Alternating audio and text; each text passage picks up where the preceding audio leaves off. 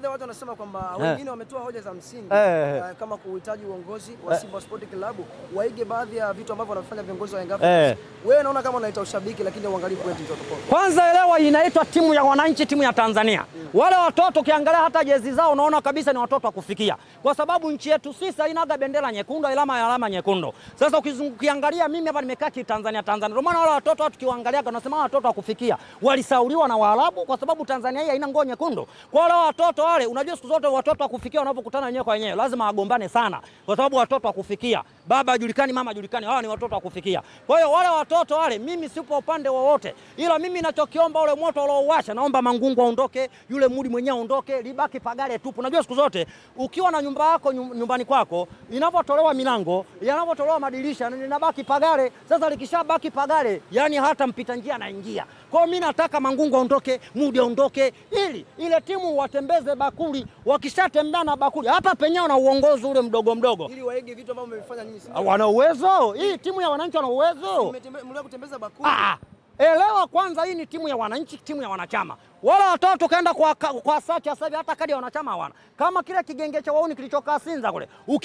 Ukiangalia mwilini kwenye kavaa jezi feki. Kwani wao kuepo kwenye kale kamkutano kao kamkutana kwa mwisho wa mwaka kule. Wewe ukimwona Mangungu kuna shabiki lilikalisha chini likali na hoji mwenendo wa klabu pale. Mangungu alisemaje pale? Anakuambia kwanza wewe unaosema unaohoji klabu yetu inatoka wapi naelekea wapi? Kwanza wewe nani wewe? Alipomwangalia mwilini kavaa jezi feki akamwambia hebu kaa chini, akakaa chini. Walipomwona anamsumbua akamwambia hebu tufumbeni macho tuiombee timu yetu iko mimi. Walikuwa wanacheza si Misri. Ile kuja kufumba na kufumbua Mangungu ayumo. Kawatosa pale. Kwa hiyo sasa anajua kabisa lile genge la wahuni. Kwa hiyo katika place kao kale, kwanza wanasema Mangungu aondoke, wanasema Simudi aondoke. Mimi naomba aondoke wote. Baadhi wanasema Mangungu apepewe. Apepe. Ndio maana nimekwambia lile, kwani wale walomlamba makofi Mangungu pale wale kuwapo wale kundi gani wale? Wale mashabiki. Wale katika kila kikao fanya, maana pale kuna Dr. Mwale, alafu yule ni daktari kweli yule, yupo hospitali gani kwanza? Au mganga kienyeji? Maana mganga yoyote wa kienyeji hawezi kuwa na akili. Kabisa professional daktari ambaye umesomea physically, huwezi kuwa na akili za mbayuwayu kama zile. Unakwenda kufanya mkutano ambao hujaruhusiwa. Wewe ukitaka kujua ile mkutano ni mbatili. Angalia, baada ya kumaliza kile kipress chao kile, ndani ya masaa mawili baada ya kuanza kuzagaza ile taarifa, ikatoka barua ya kwanza wakishutumu nini? Kale ka press kao. Alafu ikaja barua ya pili hiyo ya magoli ujue. Akiushutumu wale waliompa masaa 72 nani? Mudi. Wanasema achie ngazi. Lakini maana hapa sasa kuna watu wawili na kila mmoja yupo kwenye nafasi yake. Huyu Mangungu ni mwenyekiti, si ndio hivyo? Lakini mwenyekiti yeye sio mkurugenzi bodi ya udhamini. Mwenyekiti kazi yake ni kutafuta wadhamini na kuangalia mikataba ya wadhamini. Hiyo ndio kazi ya mwenyekiti. Alafu huyu mkurugenzi wa bodi ya wakurugenzi ambao ni nani? Yule Mudi yule. Yule kazi yake ni kutoa pesa. Sasa wale pale kila mmoja na matokeo yake, kila mmoja na maono yake. Nikiangalia mimi kwa upeo wangu nilosomea shule ya msingi kule Kalenga kule, kwamba mwenye yule nani Mudi yule akiachia ngazi sawa, kwa sababu yule kwanza mpaka sasa hivi ile timu kashaitelekeza. Na ndio maana mpaka sasa hivi hata Facebook walikuwa wanashinda sasa hivi muone. Kwanza anatoi pesa. Sasa hivi atoi pesa za usajili. Angalia mpaka kina Chama anajipeleka kwa mikopo. Angalia kina Kibabaga anajipeleka kwa mkopo. Pesa haina. Hao wachezaji wengine wamekujaje kama atoi pesa? Wewe Mpanzu mwenyewe Saligomaga aliendaga Kongo kule ndio sijui hela bila alikujaga huyu nani huyu mdhamini nani huyu? Tengeneza vijezi si Ruti huyu. Ndio yule nani yule Mpanzu analetwa huko. Kwa ile timu sasa hivi hainaga mwenyewe. Mudi mwenyewe kashaitelekeza ile timu mwenyewe hayumo. Kwa ile timu mpaka sasa hivi limekuwa genge la wauni, mwenyekiti hajulikani, mkurugenzi bodi ya udhamini hajulikani. Sasa hapa sasa anaondoka mwenyekiti, anaondoka mkurugenzi bodi ya udhamini. Ile timu linakwenda kuwa shirika la nani? La watoto yatima. Mzoto Polo, Captain Kizinga ni mmoja wa marafiki zako na pia mko timu moja. Yeye amekaa upande wa kina JB 64 anasema kwamba wana hoja za msingi kuwasikiliza. Lakini wewe umesema ukae upande wowote. Nataka utoe sababu. Kwa nini ukae upande wowote? Tunacho shabiki pembeni lakini kile tunazungumzia soka. Unavozungumzia soka, kila mmoja na mpira wake. Mimi na pila Winome, pila Uyangaswile. Wao na pila Kombolela. Mimi na wachezaji na wasajili, Engineer Harris anapowasajili wachezaji anapiga picha na wachezaji.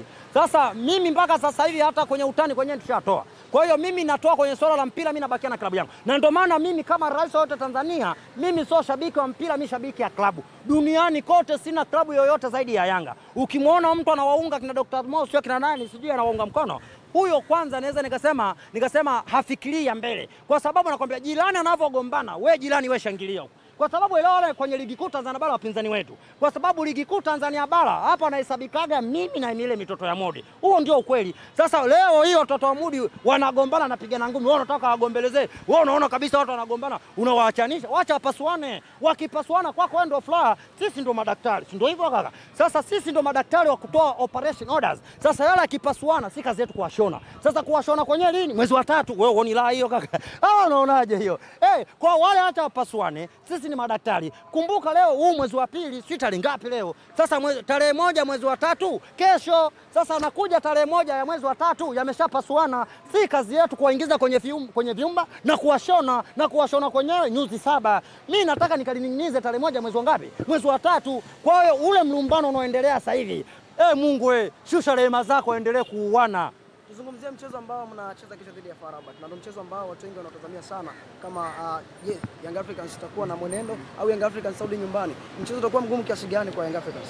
Kwanza kama rais wote Tanzania kwenye mchezo wa kesho utakuwa ni mgumu kweli kweli. Wazungu wanapenda kuita the hard way. Kwa sababu FAR Rabat ana kumbukumbu vizuri. Nilimgeaga kidude kimoja kama pointi ya mtoto wa Modi. Pale New Amani Zanzibar kwenye gereza la Guantanamo mahakama Izehegi. Kwa hiyo yule kwanza atakuja kwa kasi. Kwamba hapa sihitaji sare, hapa sitaki kufungwa. Sasa sisi tutakwenda kwamba tukaona kumbukumbu nzuri kwamba tulimnyoa, kwanza tushamgea mshono yule. Sasa ule mshono mtu unajua kabisa ulimshonia sehemu gani? Kwenye kitovu, kwenye mbavu ama kichwani. Kwa kazi yetu kesho ni kwenda kupiga pale pale kwenye ule mshono. Yaani hatupigi sehemu nyingine zaidi ya pale pale kwenye mshono. Kumbuka FAR Rabat kwanza, yeye na mimi tunawiana point. Mimi na point 5 na yeye mwenyewe na point 5. Sasa kesho atakayekuwa na pila winome ndio unakwenda kuchukua pointi 3 mwema. Sasa ukiangalia ili niweze kufuzu robo finali, katika mchezo wa kesho nakwenda kucheza kama finali. Na ndio maana mpaka sasa hivi na pointi zangu 5, ila kukicha kesho kutwa Jumatatu nitakaporudi hapa na kuja na pepea kama kumbikumbi na pointi zangu 8. Kipindi hicho nabakia mchezo mmoja dhidi ya Jessica pale nini pale New Amani Zanzibar. Mchezo wa kesho no street not surrender. Ila no street not surrender yeye. Kwa sababu yeye anajua na kumbukumbu kabisa. Yanga tayari alishanikanda na anajua mshono alionishona kule Zanzibar upo maeneo gani. Kwa hiyo kesho afu uzuri kwamba wale wamefungiwa mashabiki wasiende uwanjani. Sasa tunakwenda kucheza kama tupo makaburini, huo mshindi wa kimya huo. Kwa hiyo kesho anakwenda kuligaragaza jitu kama tupo makaburini kimya, na ndio maana naambiwa kaburi litaki mbwembwe. Sasa kesho katika ule uwanja hakutakuwa na mbwembwe. Yaani kesho tunawadunda wenyewe tunashangilia. Yaani kesho kina nani kina Pakome wale watakuwa na wadunda wale afu wanashangilia wenyewe. Kuna slogan ambayo kila mtu anaishi nayo kwamba nyumbani atoki mtu. Pengine hamjaenda kuidhibiti hiyo slogan. Watoto wa Mudi kwanza kwenye slogan hiyo tushaitoa sasa hivi. Watoto wa Mudi kwa Mkapa miaka nyuma walikuwa wanaitumia hivyo hivyo. Kwa Mkapa atoki mtu. Lakini tunaona watu wanakurupuka mapema kwa Mkapa. Hivi unavyosema kwa Mkapa atoki. Kuna mageti mangapi? Yaani ukipita mageti, ukipita huko geti, sasa tutasemaje kwa Mkapa atoki mtu? Sasa hivi mechi ngapi? Ya 3 ya 4. Watu wanakurupuka tu. Mechi 2 za ligi kuu ya ligi ya mabingwa watu wanatoka tu pale. Azamu katoka pale. Nani huyu juzi Pien kashinda vigoli viwili. Ameshindwa kushikilia bomba. Watu kipindi cha pili wamefanya sabu takatifu, kigoli cha kwanza cha pili. Cha 3 mtu anapaisha anapopoa nazi mpira watu wameona Mbagala huko. Sasa hivi kauli ya kusema sijui uwanja huu atoki mtu, hiyo shakufa hiyo kaka, hizo zilipendwa hizo. Yaani tunakwenda kumkanda pale nyumbani kwake. Watakaporudi Yanga pale Mwalimu Nyerere International, maana ule uwanja umebakia. Mimi labda Singida na Azam, mtoto wa Mudi anakwenda kupanda Vimbinyiko Mbezi. Mtoto wa Mudi mwendo kashaumaliza. Kwa hiyo mechi ya kesho kuna mtu alo nje za nje wale. Kuna mtu kapeleka pila winome na kuna mtu kapeleka pila kombolela. Pila kombolela lipo kwa watoto wa Mudi, ila pila winome na kwenda kulitembeza kesho. Kaka tunakutana Juma ngapi? Jumatatu. Kaka FAR Rabat kesho kinifunga. Jumatatu mtu kinaona anakuja hivi na kibaisikeli. Nakuja kama nilivyozaliwa nguo naacha nyumbani. Alafu kila mwandishi wa habari na mgea 10,000. Hata mpita njia na mgea 10,000. FAR Rabat kesho anakufa kaka. Sehemu gani ambapo unatamani iboreshwe zaidi kulinganisha na mchezo ambao mchezo dhidi ya Al Ahly ili muweze kufanya vizuri kwenye mchezo wa kesho? Mimi sana katika michezo miwili ambayo tumecheza na Al Ahly, sehemu ambayo inapwaya sana kwenye eneo la beki. Tunaona nani yule analuzi sana. Huyu nani huyu Boka analuzi sana. Ila ndio maana hata majuzi kati hapa hata nikiwa Zanzibar kwa nimeongea kwamba waenda kamkalishe nani Boka. Wasimweke bench. Unajua mchezaji akiwa analuzi kama vile, alafu kamweka bench. Yaani hapo ndo unazidi kumuua kabisa kisaikolojia. Kwa nini kifanyike? Benchi la ufundi limkalishe chini na kumweka kiutimamu akiakili. Mimi najua binadamu, unajua kuna makosa yale madogo yale. Kwa hiyo mimi najua katika hizi siku 2-3 hizi watakuwa wameshamweka sawa. Najua atakao wamekaa sawa. Hata wao wenyewe watamwambia bwana, katika mchezo wa Jumamosi ni mchezo muhimu na ni mchezo mgumu kwa kweli. Kwa hiyo yale makosa walikuwa wanafanya, hata yeye mwenyewe utakuwa unamuonyesha video, angalau ulikosea hapo, ulikosea hapa. Ukiangalia hata ile goli tulofunga, goli la pili kule Kibabage na huyu nani huyu aloluka kava kainama hivi.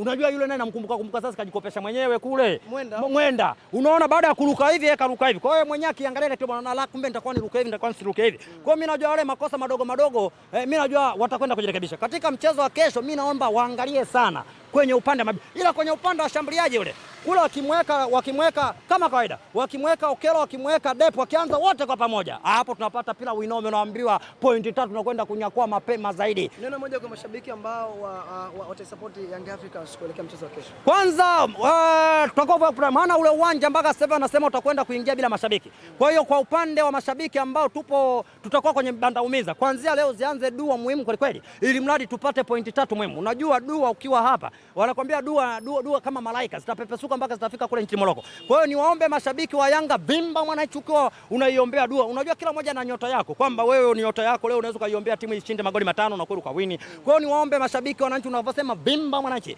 kwamba inatakiwa tuiombea timu yetu, wachezaji wetu waenda kafanya vizuri siku ya kesho, warudi na pointi 3 muhimu ili na pointi zetu 8. Kwa hiyo niwaambie mashabiki wa Yanga wasiwe na wasiwasi, mchezo wa kesho umeisha. Vimba Mwananchi itembee mtaani, vimba Mwananchi itembee uraiani. Kwa hiyo niwaambie mashabiki wa Yanga, pointi 3 kesho tunazo na tunatamba nazo.